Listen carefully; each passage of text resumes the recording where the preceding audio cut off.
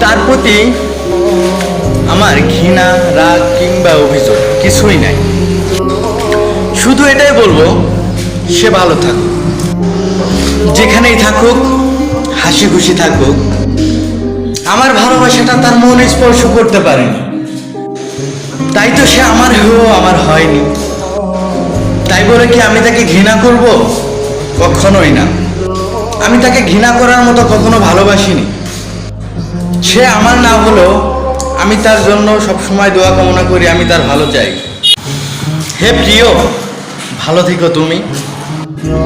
শুধু একটা কথা মনে রেখো, তুমি কেউ একজন তোমাকে ভীষণ ভালোবাসতো, তুমি তাকেই হারিয়েছো। যে তোমাকে ভালোবাসতো, যে তোমাকেই চাইতো, অন্য কিছুই না। ভালো থেকো।